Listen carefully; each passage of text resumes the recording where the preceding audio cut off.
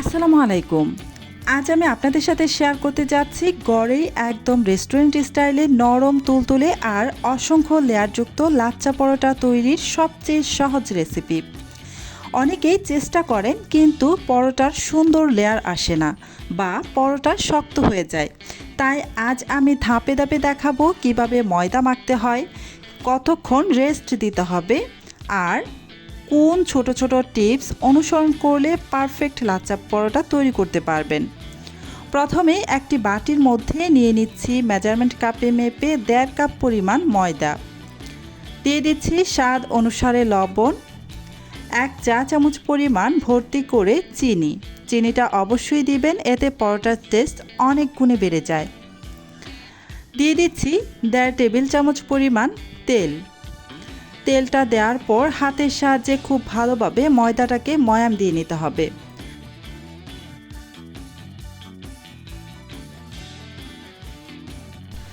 ময়দাটাকে ময়াম দিয়ে নেওয়ার পর এখানে নর্মাল পানি দিয়ে একটা ডো বানিয়ে নিতে হবে। আমি নর্মাল তাপমাত্রার পানিটাই নিয়েছি, অল্প অল্প করে পানি দিয়ে একটা ডো বানিয়ে নিচ্ছি। একবারে বেশি পানি দিবেন না, অল্প অল্প করে পানি দিবেন আর এটাকে মাখাবেন, এতে করে পারফেক্ট একটা ডো তৈরি করতে পারবেন। এই যে অল্প অল্প করে পানি দিয়ে আমি ডোটাকে বানিয়ে নিচ্ছি। এতক্ষণ সময় ধরে যারা আমার ভিডিওটি দেখতেছেন প্লিজ আমার ভিডিওতে একটা লাইক দিয়ে দিবেন, আর আমার চ্যানেলটি যদি আগে থেকেই সাবস্ক্রাইব করে দেওয়া না থাকে প্লিজ আমার চ্যানেলটি সাবস্ক্রাইব করে পাশে থাকা বেল আইকনটি অন করে রাখবেন। এতে করে যখন আমি নতুন কোনো ভিডিও আপলোড করব তখন সাথে সাথে আপনার ওখানে নোটিফিকেশন পৌঁছে যাবে। আমি প্রায় 1 ঘন্টার মতো এই ডোটাকে রেস্টে রেখে দিয়েছিলাম। অবশ্যই 1 ঘন্টার মতো ডোটাকে রেস্টে দিয়ে রাখতে হবে, এতে করে এই লাচ্চা পরোটাগুলো একদম পারফেক্ট হবে। 1 ঘন্টা পর আমি ঢাকাটা সরিয়ে নিয়ে একটু মথে নিচ্ছি। এই যে এবার আমি একটা মিশ্রণ তৈরি করে নেব, সেই জন্য এখানে দিয়ে দিচ্ছি 3 টেবিল চামচ পরিমাণ তেল আর দিয়ে দিচ্ছি ময়দা 2 চা চামচ পরিমাণ। ময়দাটা দেওয়ার পর খুব ভালোভাবে চামচ দিয়ে নাড়াচাড়া করে ভালো করে মিশিয়ে নিচ্ছি। খুব ভালোভাবে মিশিয়ে নেবেন যাতে করে এখানে কোনো লাঞ্চ না থাকে।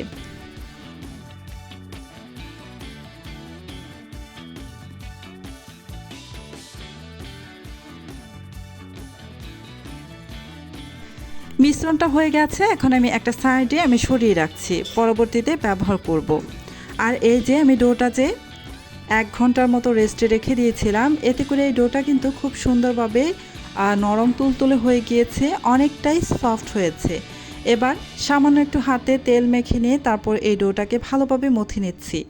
ডোটাকে অবশ্যই ভালো করে মথে নেবেন আর অবশ্যই 1 ঘন্টার মতো রেস্টে রেখে দিবেন, এতে করে পারফেক্ট লাচ্চা পরোটা তৈরি হবে।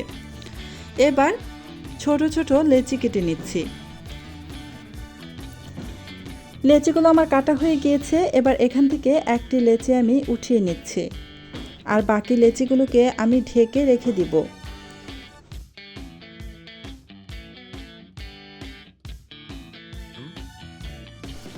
এবার এই লেচিটা দিয়ে খুব ভালোভাবে একটু গোল আকৃতির শেপ দিয়ে তারপর একটি বড় সাইজের পাতলা রুটি বেলে নেব। এই রুটিটা অবশ্যই একদম পাতলা করে বেলে নিতে হবে, মোটা করে বেলে নেওয়া যাবে না, তাহলে কিন্তু পরোটাটা পারফেক্ট হবে না। আমি একদম পাতলা করে রুটিটাকে বেলে নিচ্ছি।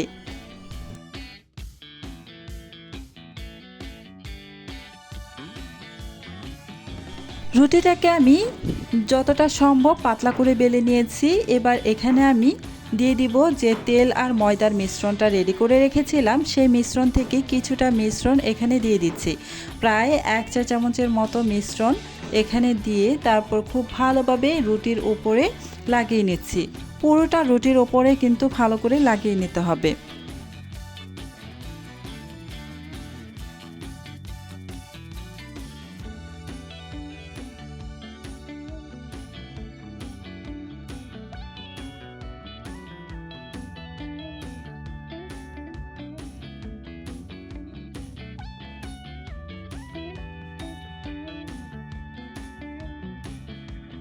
এবার একটি ছুরির সাহায্যে আমি এই যে এভাবে একদম চিকন চিকন করে রুটিটাকে কেটে নেব।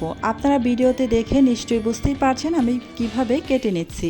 এটা যত চিকন চিকন করে কাটবেন এই পরোটার লেয়ার ততই বেশি আসবে। পরোটার লেয়ার যদি বেশি চান তাহলে অবশ্যই এভাবে রুটিটাকে একদম চিকন চিকন করে কেটে নেবেন।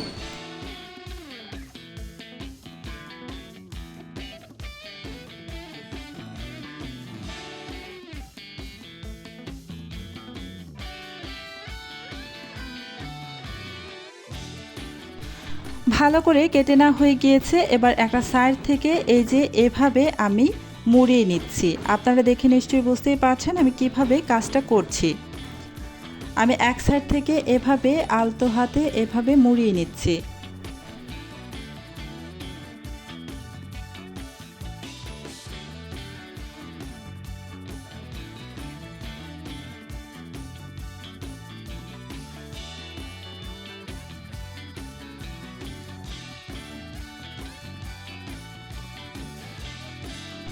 মুড়িয়ে নিয়ে তারপর একটু হাত দিয়ে টেনে সামান্য একটু লম্বা করে তারপর এই যে আঙ্গুলের সাহায্যে এভাবে পেঁচিয়ে নিলাম। ভিডিওতে দেখে নিশ্চয়ই বুঝতেই পারছেন। আপনারা যদি এই পরোটার অসংখ্য লেয়ার চান তাহলে অবশ্যই বেলা ছাড়া হাত দিয়ে কিন্তু চেপে চেপে রুটির শেপটা দিয়ে দিতে পারেন। তবে আমি একটু বেলে নিব।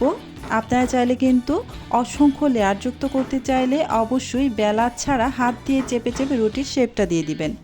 তবে আমি বেলে একটু পাতলা করে নিচ্ছি। এভাবে রুটিটাকে বেলে ভাজার পর যতটা লেয়ার আসবে বেলে নেওয়া ছাড়া যদি হাত দিয়ে চেপে চেপে রুটিটাকে গোল একটা শেপ দিয়ে নেন তাহলে কিন্তু সেটার লেয়ারটা আরও অনেক বেশি বোঝা যায়। আমি বেলে নিচ্ছি তার কারণ হচ্ছে আমি একটু এই পরোটাগুলোকে পাতলা করে তৈরি করব সেজন্য। আপনারা যদি একটু অসংখ্য লেয়ার চান তাহলে অবশ্যই হাত দিয়ে প্রেস করে রুটিটাকে গোল করে নেবেন, বেলে নেবেন না। চুলায় একটা আগে থেকে প্যান বসিয়ে গরম করে রেখেছি। এবার আমি এই প্যানের মধ্যে দিয়ে দিব এই লাচ্চা পরোটাটা। পরোটা দেওয়ার পর দুই পাশে কয়েক সেকেন্ডের মতো করে ভেজে নেব। দুই পাশে কয়েক সেকেন্ডের মতো ভাজার পর এখানে কিন্তু আমি সামান্য একটু তেল দিয়ে দিব, প্রায় 1.5 চা চামচের মতো। তেলের পরিমাণটা আপনারা আপনাদের ইচ্ছে অনুযায়ী এখানে বাড়িয়ে কমিয়ে দিতে পারেন। আমি এখানে 1.5 চা চামচ পরিমাণ তেলের পরিমাণটা দিয়েছি, দিয়ে উল্টে পাল্টে এই যে পরোটাগুলোকে ভেজে নিচ্ছি।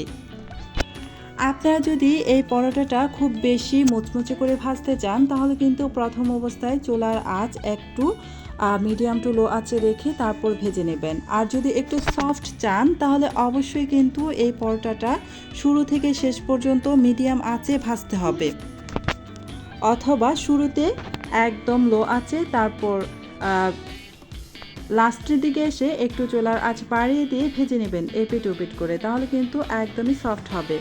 তবে আমি একটু সামান্য মুচমুচে করে ভাজবো, তাই চুলার আঁচ মিডিয়ামে রেখে তারপর উল্টে পাল্টে ভেজে নিয়েছি। একটা ভাজা হয়ে গিয়েছে, আমি আরেকটি পরোটা প্যানের মধ্যে দিয়ে দিয়েছি আর সামান্য একটু তেলও দিয়ে দিয়েছি পরোটাটাকে ভাজার জন্য।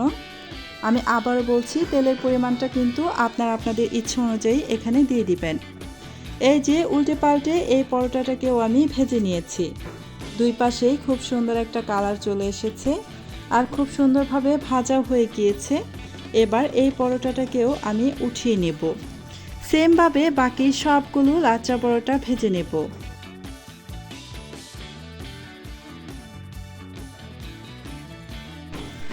আলহামদুলিল্লাহ, আমাদের নরম মুচমুচে আর সুন্দর লেয়ারযুক্ত লাচ্চা পরোটা তৈরি হয়ে গেছে। আশা করছি রেসিপিটি আপনাদের ভালো লেগেছে।